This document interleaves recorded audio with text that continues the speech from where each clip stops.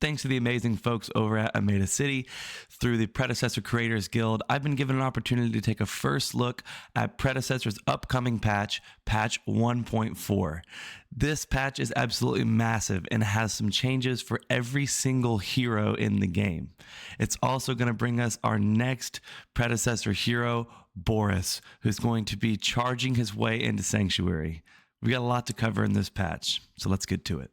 Zinx is a really unique support marksman in Predecessor that is pretty much exclusively played in support, and she is one that many people have a love-hate relationship with. She's banned in a lot of matches and ranked play just because her ultimate is a really powerful ability.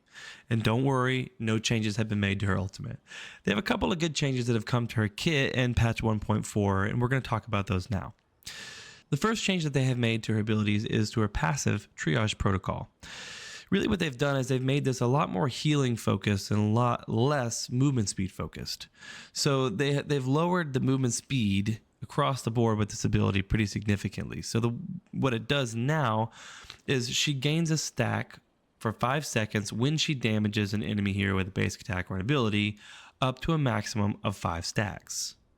At maximum stacks, this ability activates, giving her a 15% decaying movement speed and a 50% increased infuse healing for 5 seconds. Now, it used to be that the movement speed was a 40%. So they've taken it down from 40% to 15%. Now, I don't think it's a bad change because it kind of incentivizes that she be healing her team more so than just running around to bother the enemies.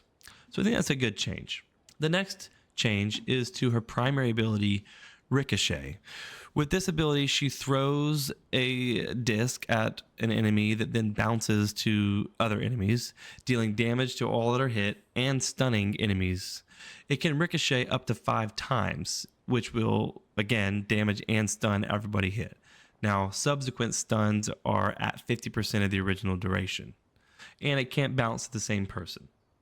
But you could hit an entire team, granted they were standing close enough together. What they've done here is that they have changed the cooldown from a flat 15 seconds to a scaling 18 down to 16 depending on rank.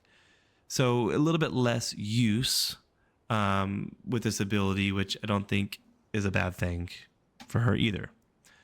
The next change is to her secondary ability, Bad Medicine. This used to be that she would shoot her gun at the ground at an enemy, and it would create a field on the ground that would then damage enemies that were standing in it.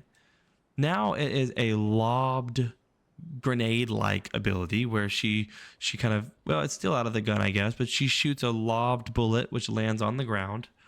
It collides with enemies, placing an effect below them. So if she hits the actual enemy, they still get affected on the ground below them. The projectile speed is down, the scaling damage is down, and the erupt slow percentage has been lowered. It used to be 40%, now it is 30%. They've also increased they've lowered the cooldown and increased the resource cost of this ability. So kind of a fair trade. It's going to be, I think that she'll more reliably hit people because of the lob. She can shoot a little bit further than she could in previous iterations. The next change is to her alternate ability, Infuse. Now this is where she's gotten the most help. They have increased the base heal and they have increased the scaling heal. The base heal has gone up 10 at all ranks and the scaling heal has gone up 5%. So she's just across the board going to be doing more healing than she was. And that's the final change for Zinx. So let me know if you like these changes or you don't like these changes or you plan on playing Zinx in patch 1.4 in the comments below.